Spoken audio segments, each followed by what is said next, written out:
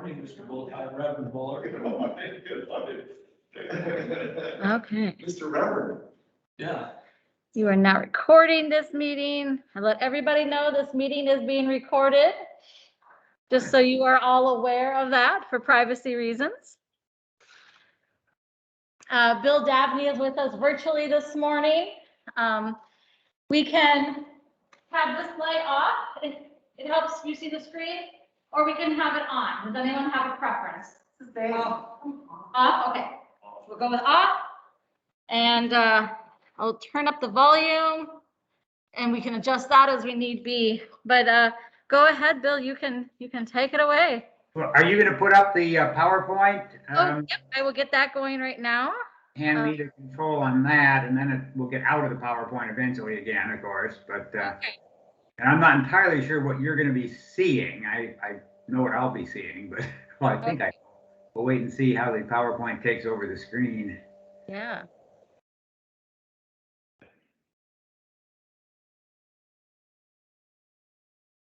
Okay, here comes our PowerPoint.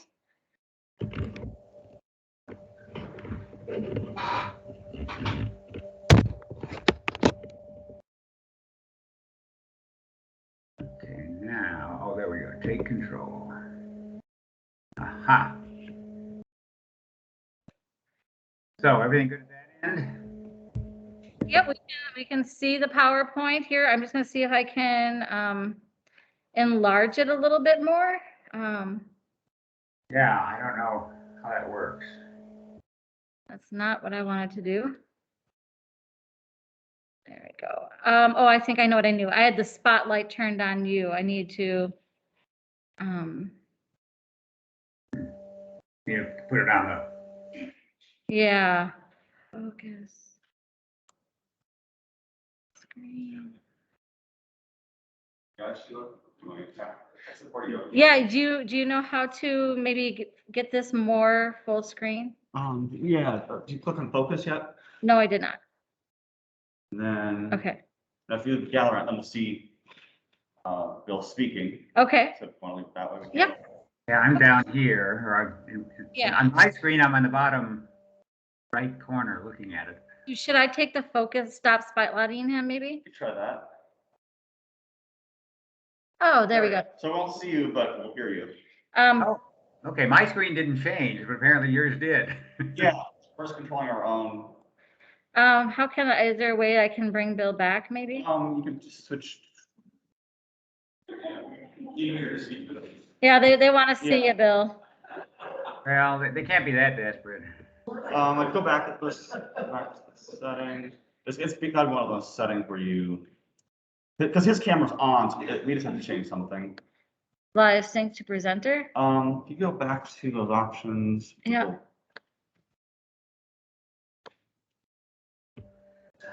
Oh, turn off focus. Oh, there we There we go. go. Okay, All right, that looks better. there. Now we can have the best of all the worlds. We're under control here? You're on control now. Yeah, yeah. Okay, and we got to wrap up by 9:45, right? Yes, yeah. Yeah, good. Well, nice to see familiar faces, and wish I was there in person, but I'm out here. Carol and I still out in Arlington helping out with grandkids and all that sort of stuff. She's off teaching Sunday school actually this morning. It's the old church we belonged to here back when we were in DC in the 80s and 90s, early 2000s. We've still got friends there, and our daughter is a member there and such, or the daughter here is a member there. So anyway, what I want to talk about or agree to this morning is sort of the American Christian attitude towards foreign affairs and the way in which Christian nationalism has become a very strong aspect of politics today. But it's been a fairly strong dimension of our national history for quite a long time. And so what I want to do is sort of do a run through some of the role of, or the views of the church and the roles of Christian nationalism in our foreign policy history, domestic and foreign, our expansion.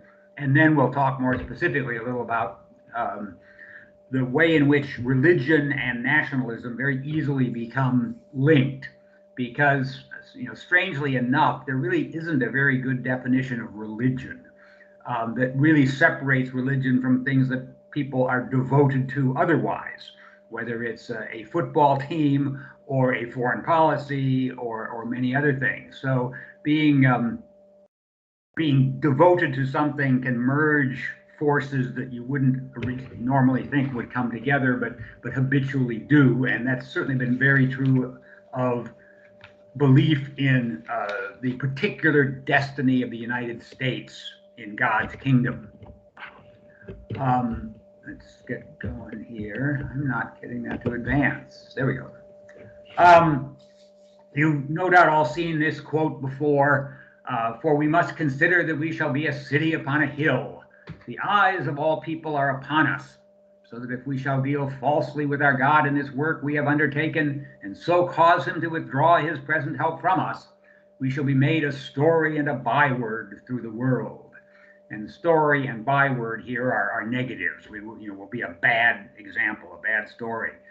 And this has become, even though it's probably not exactly what John Winthrop meant, this has become sort of one of the great representations of the United States from its beginning, before there was a United States, was going to be a city on a hill. Now, if you read this carefully, you realize that in fact this was a warning.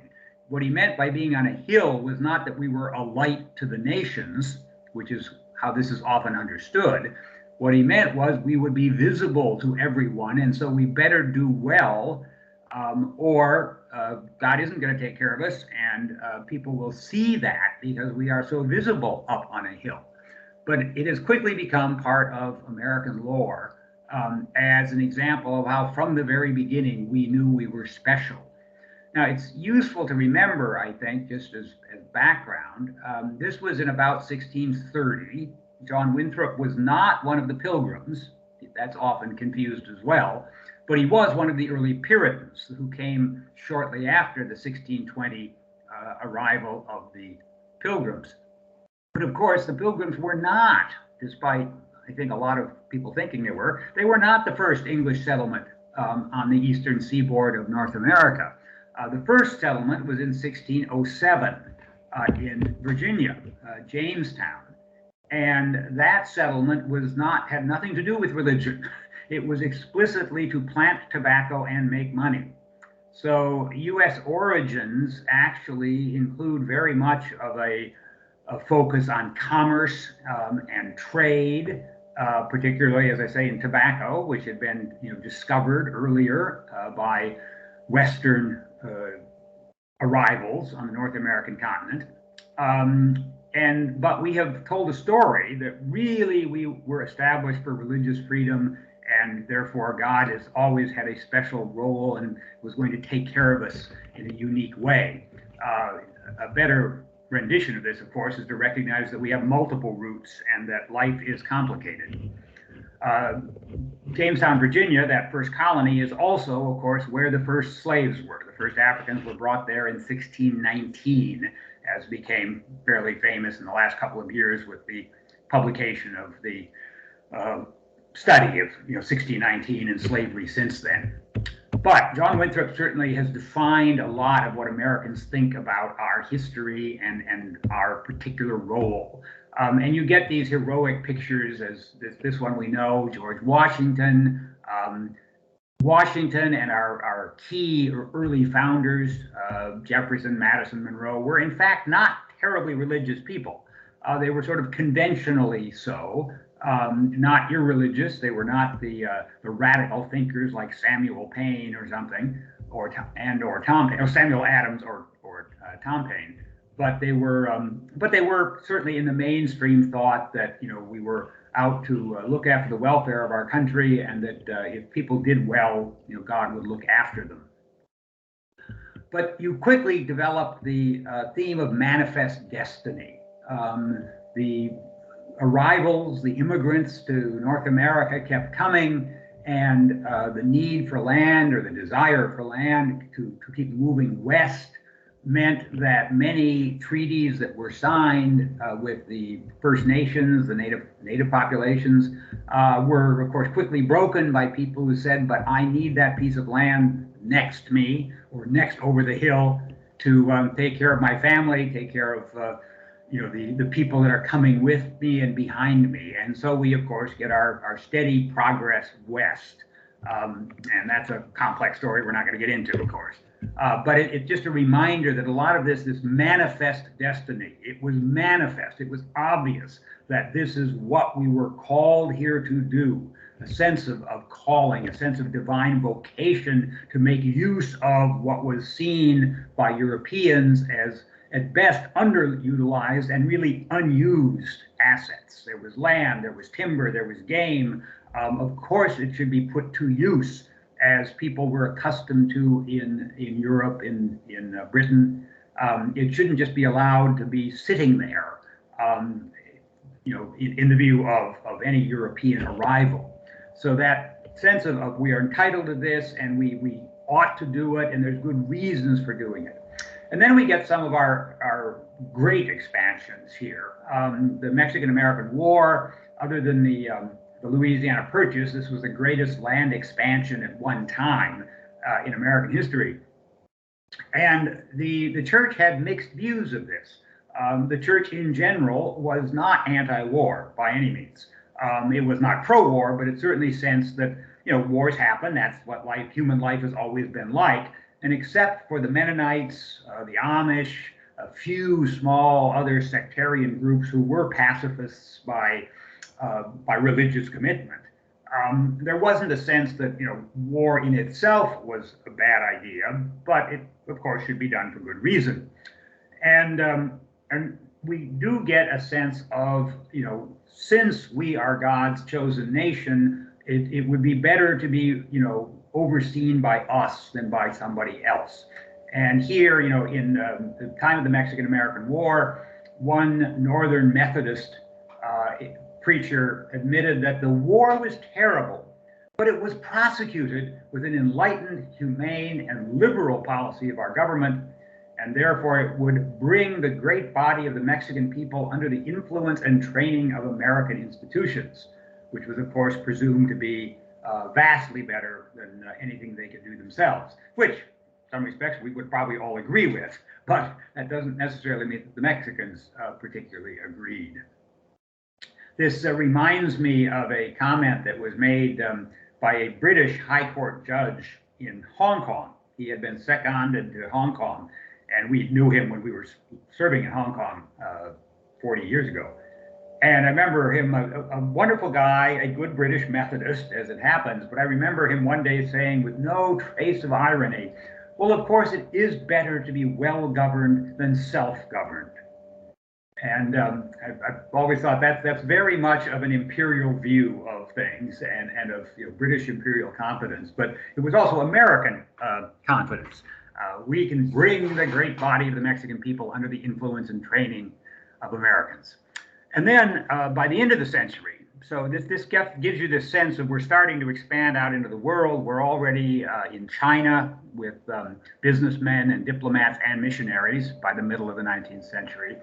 But one of the most famous summaries of our understanding of taking on the burdens of empire, shall we say, came late in the 19th century with the Spanish-American War, which of course was drummed up basically on the East Coast by newspaper publishers and by others, including Teddy Roosevelt, who felt it was time for the United States to take its place in the world as a major power and to get Spain out of the Western Hemisphere, which is where this started, of course, with Cuba. But it also found us suddenly getting a hold of the Philippines, a part of the world we really didn't have any background in or know anything about. And famously, it is told that after praying in the White House, McKinley resolved that there was nothing left for us to do but to take them all and to educate the Filipinos and uplift and civilize and Christianize them, and by God's grace do the very best we could by them as our fellow men for whom Christ also died. Now, the Filipinos were, of course, already Christians by then because Spain had been there for several hundred years. But that didn't make much difference. We didn't recognize that, and McKinley was a good Protestant, and I don't know what his attitudes towards Catholics really were, but this again was our vision that we were taking civilization to people who had had no exposure to it, which was, well, for many Filipinos, that remained true then. It was certainly not true of the overall upper echelons of Filipino society. But this was the era of the white man's burden, the great sense of the way you justified imperial expansion, which of course had started for the British, for the French, for the Spanish, the Dutch, for everybody, had started as a commercial endeavor. You know, it was to get the spices for the Portuguese and the Spanish. It was to get gold and silver for the Spanish, etc. It was tobacco for that English settlement at Jamestown. But you can't, no nation can live off of dollars alone, and you need to have a moral vision. And that vision of bringing civilization certainly became part of what justified imperial expansion and American expansion, which we never called an empire, but which really was nonetheless. And Rudyard Kipling, the great writer and poet of the British Empire, also wrote for this particular incident, for the decision of the United States to take control of the Philippines, he wrote The White Man's Burden. There is a famous poem by that. I encourage you to Google it and you'll find it quickly.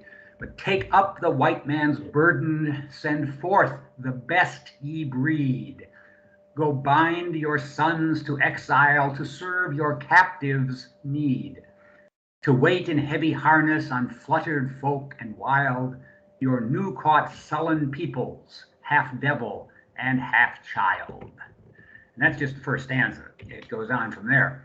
But that attitude of, you know, half devil, half child, we've got to take care of people, we're going to fix things for them, became, you know, very much a part of the American character and identity, and it continues right on up, you know, to today in different ways. In the early 20th century, of course, we get World War I, which was seen as, at the time, as the war to end all wars.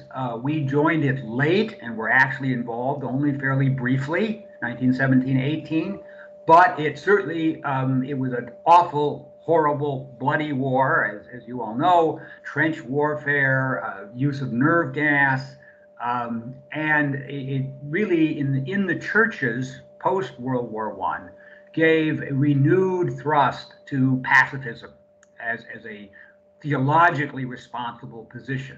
It still was very much, you know, patriotic and pro-American, but it was a belief across a lot of, particularly the more mainline Protestant churches, Presbyterians, Methodists, Episcopalians, that war was awful and evil. This had been just a tragedy in World War I, and that, you know, the right answer was, you know, just to not have wars, to fight against that. And a period of relative isolation in the United States. You know, we didn't join the League of Nations because we didn't want to be entangled again in European affairs.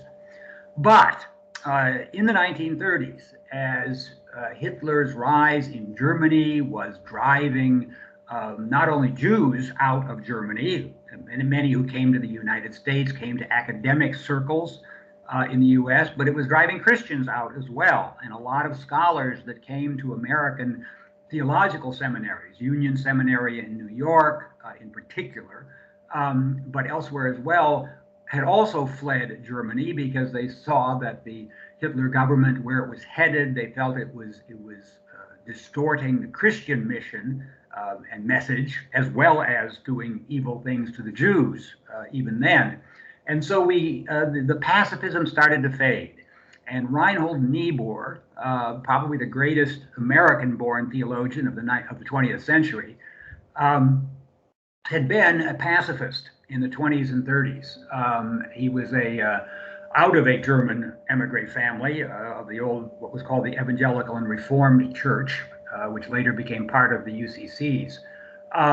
But he had been a pacifist in the 20s, and as the 30s proceeded, he became concerned about that as to whether that was in fact a responsible answer to the threat of Hitler, and ended up developing what was known as Christian realism, The ancient theologian Augustine, 5th century, was a big part of this.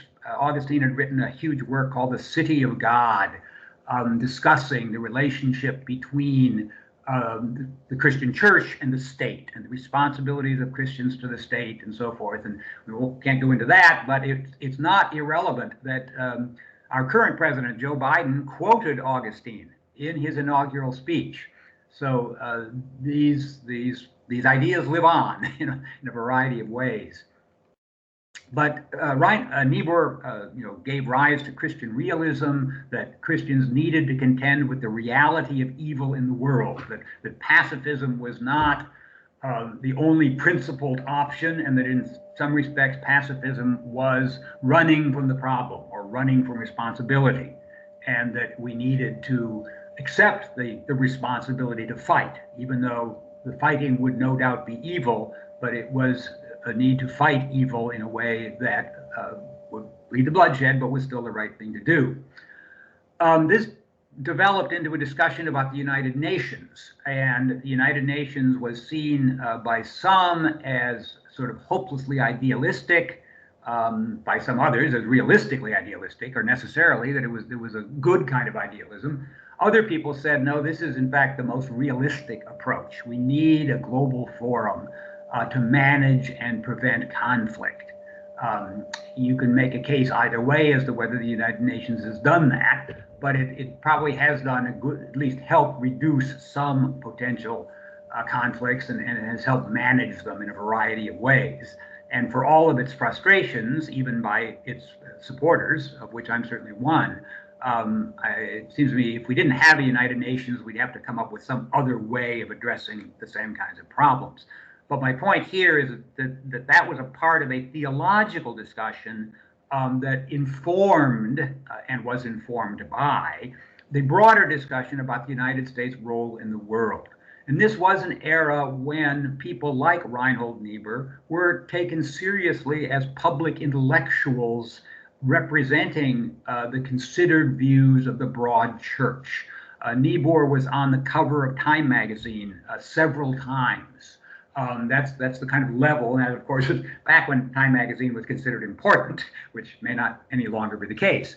But he was a significant figure, and the church's views were part of the discussion of what should the United States be doing. John Foster Dulles, the Secretary of State under Eisenhower, was a Presbyterian and had been active in national church circles, the National Council of Churches and its predecessor.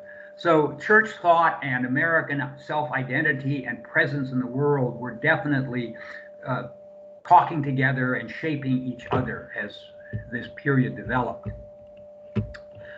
The 60s, the 50s and 60s, of course, after we've gotten past World War II, the 50s and 60s were a period of decolonialization.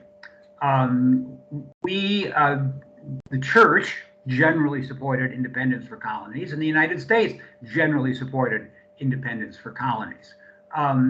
We were, of course, talking about other countries' colonies. So, we were not entirely consistent on this, of course. We took over the French role in Vietnam, of course. When the French, lost at Dien Bien Phu in '54, we started moving in there as they asked us to do. But there were other places in the world where, we declined to help sustain the colonial rule of the British, the French, and others, and we supported decolonization. There was, of course, the countervailing fear of communism, which made war and support for our friends seem like a necessity in support of the ideals of freedom. We supported governments, particularly in Central America, but also very much in Africa, because they were anti-communist, regardless of what their own conditions internally were. And of course, we had business interests in a lot of these places as well. But if you think most of us here this morning are old enough to remember things like Biafra, the effort to secede from Nigeria, where a lot of American church people and progressives supported that effort, but nationally we were not as convinced that that was a good idea. So there was concerns about issues. Vietnam was, of course, the centerpiece of conflict between different religious views of what was our responsibility there, with many church people saying it was a unjust war and we should be out, others feeling that it was in fact justified as a fight against communism. So again, this issue was lively. The Philippines becomes independent from the United States post-World War II in the 50s, but we retained, a strong role there for a very long time. We retained Puerto Rico, of course, up until the present day, and some other islands out in the Pacific like Guam, and Cuba, which had given rise to the Spanish-American War, and which we had had a dominant role in for decades, finally revolted against us, and of course remains the thorn in our side in the Caribbean, because it refused to accept the fact that American tutelage and oversight was a better idea. Once we get past the Vietnam War, and we get, of course, the departure of Nixon, the interim of Jerry Ford, and then Jimmy Carter comes in 1977.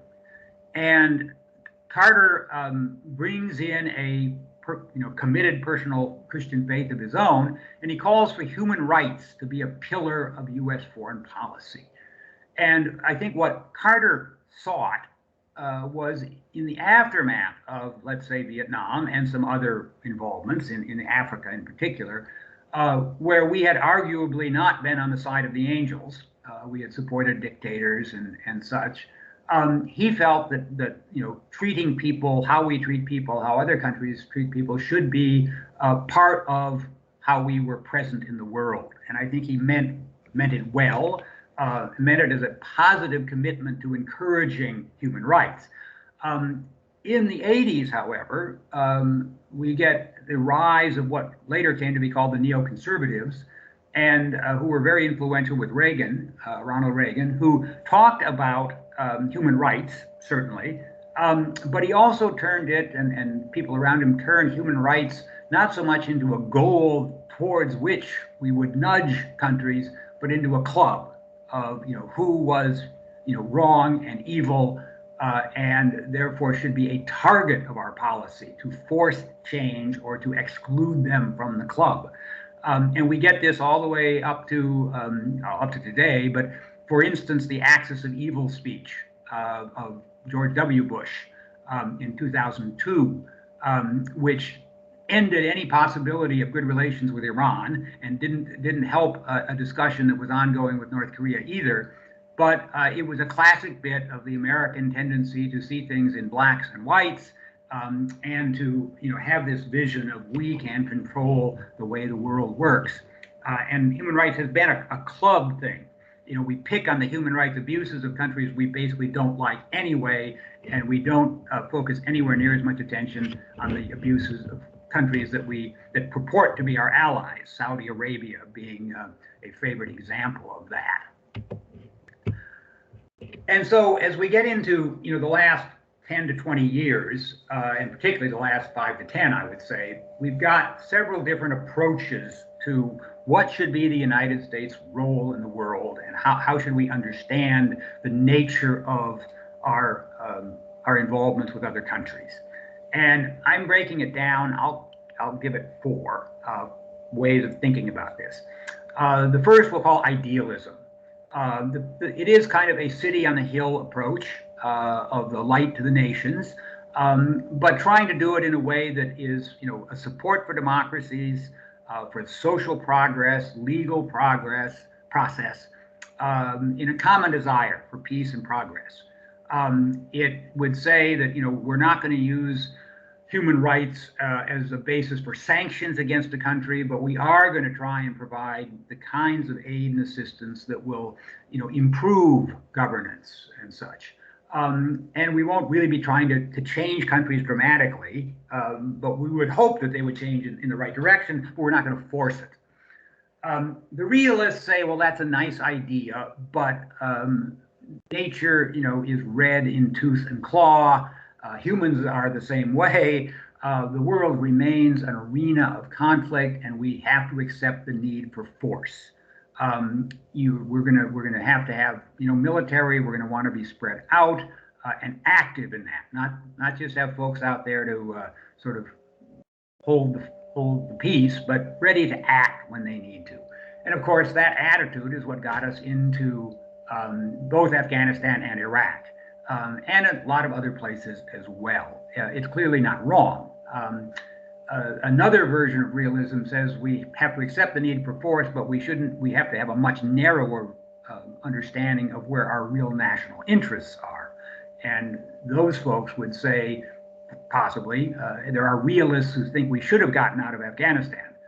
There are a lot of others who would say, no, we need to stay these places permanently if necessary, because it will ultimately be in our best interest in a dangerous and hostile world.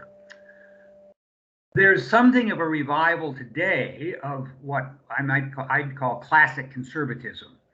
If you go back again to post-World War II, as well as post-World War I, there were voices that said it's time to get out of all of these foreign entanglements. Robert Taft of Ohio, who competed with Dwight Eisenhower for the Republican nomination in 1952, he was perhaps the last of the nationally significant classic conservatives that didn't want to have foreign entanglements. That term, foreign entanglements, comes from a letter of John Quincy Adams when he was Secretary of State, saying that the United States did not go abroad in search of monsters to destroy. It needed to avoid foreign entanglements because they would inevitably get us involved in other people's problems that would undermine our own democracy and our own well-being. There is a bit of a revival of classic conservatism right now going on.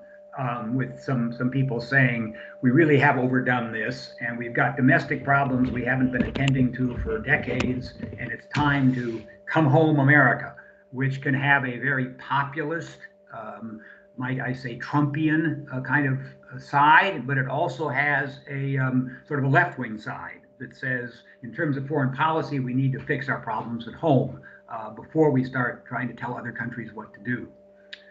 And then you've got what's commonly called neoconservatism, which developed in the late 90s, formally speaking. You can trace it back before that.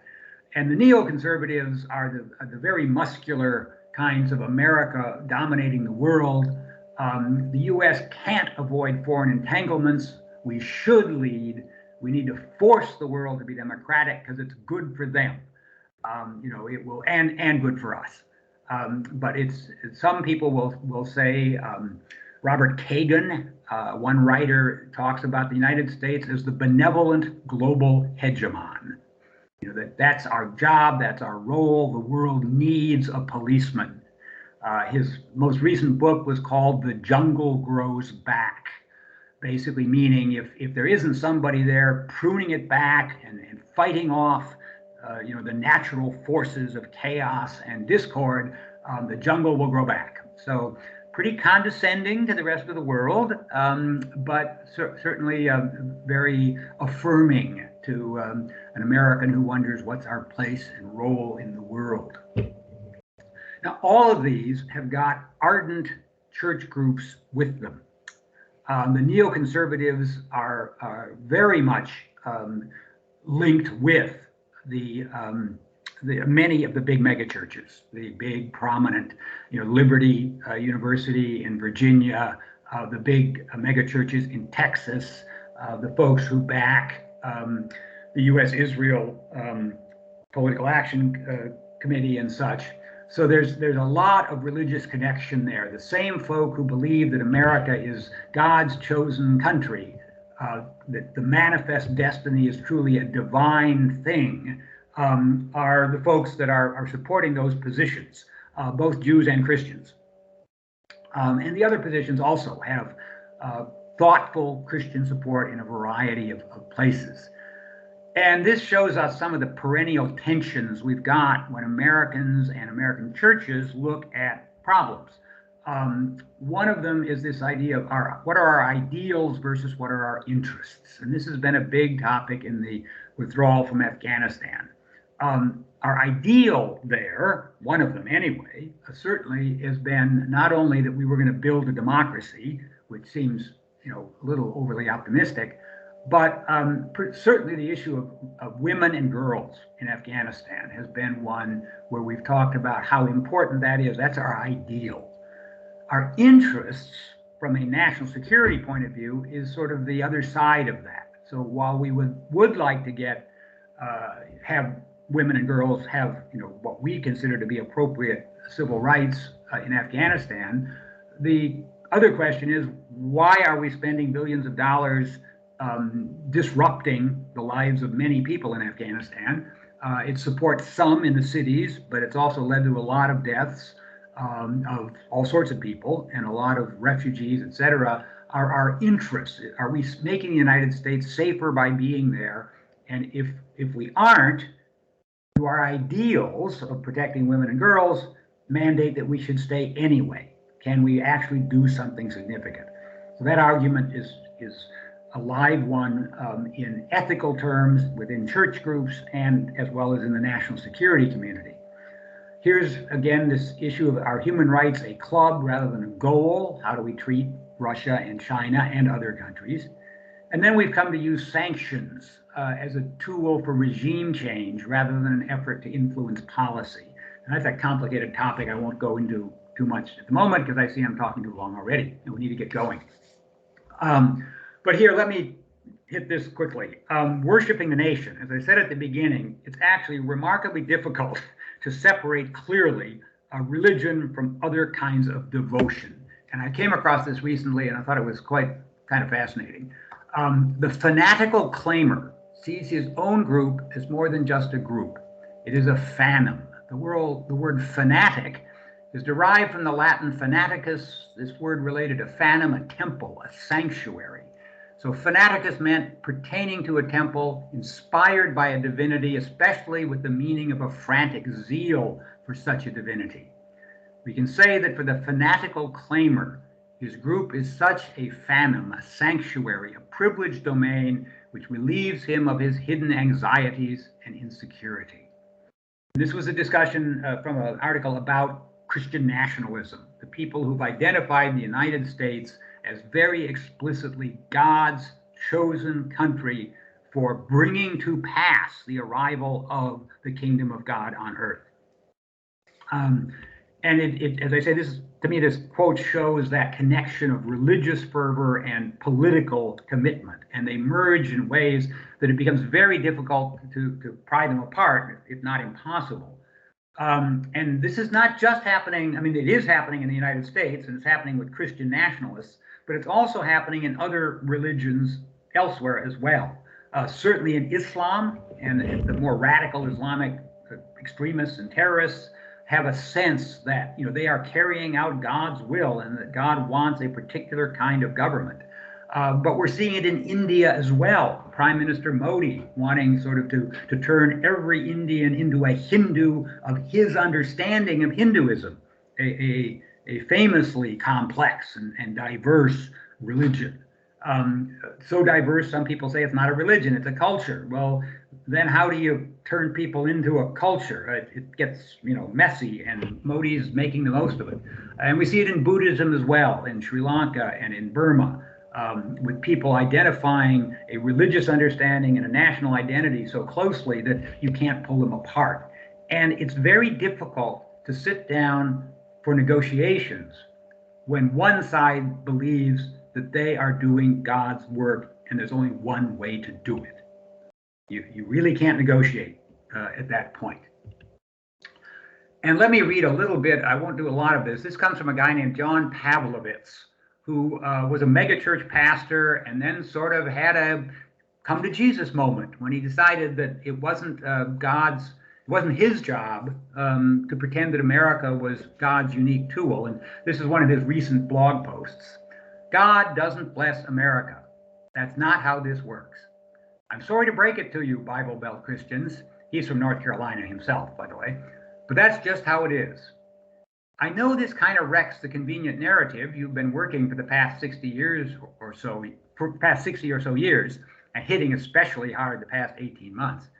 But honestly, that nasty bit of heresy has done enough damage already and it needs to go.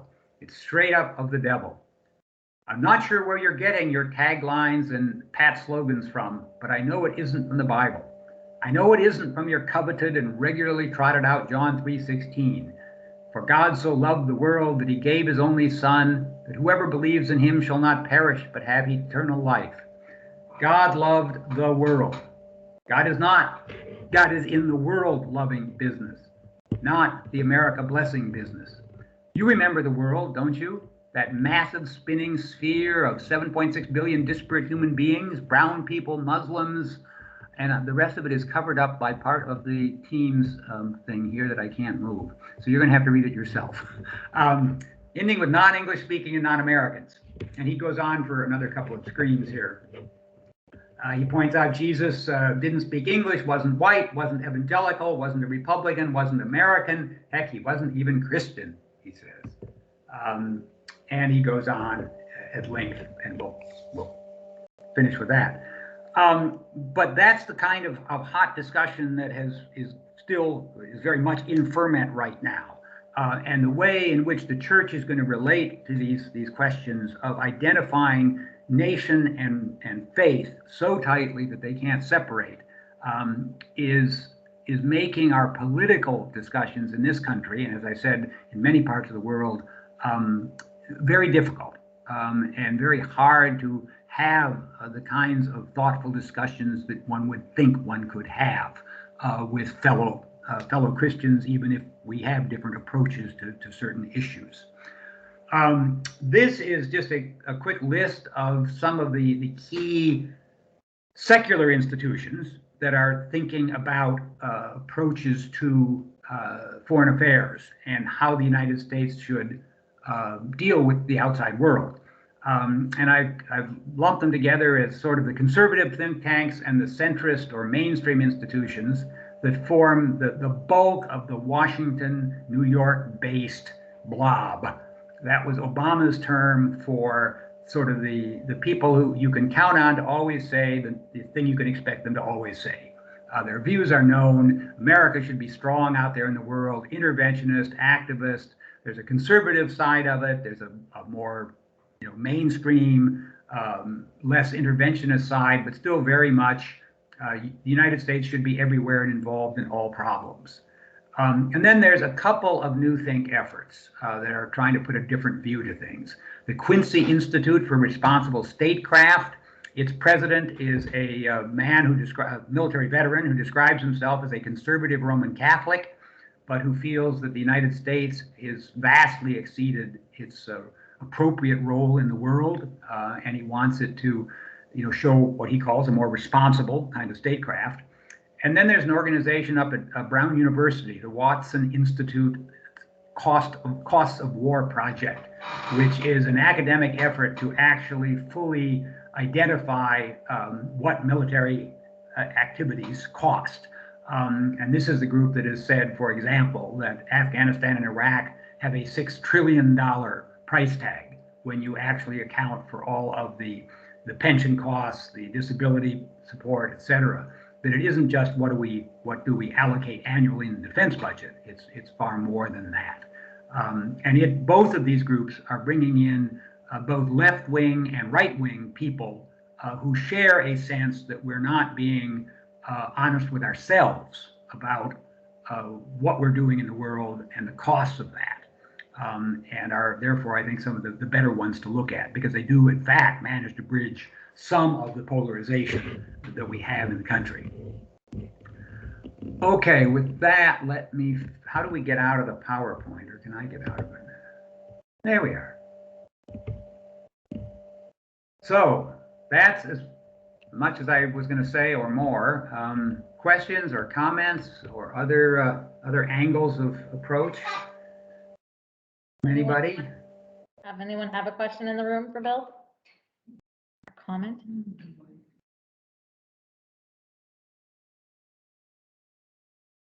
Stunned everyone into silence. Yes, you did.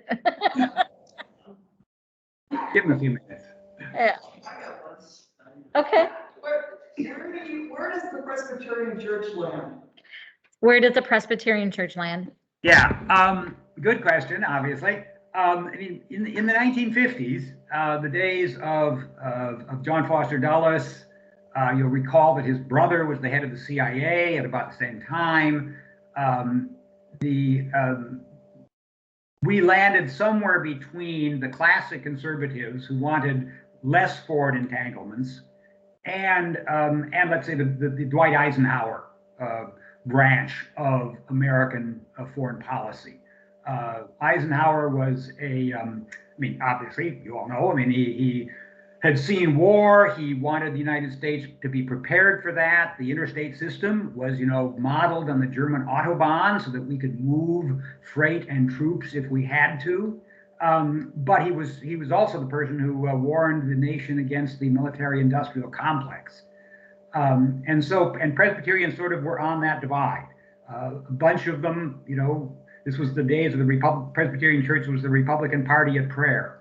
And, you had the Midwestern Taft types, don't get entangled. And then you had sort of the typically responsible mainstream John Foster Dulles types that were get involved internationally, but only in a responsible fashion, carefully. The church has moved strongly left, in the decades, since then.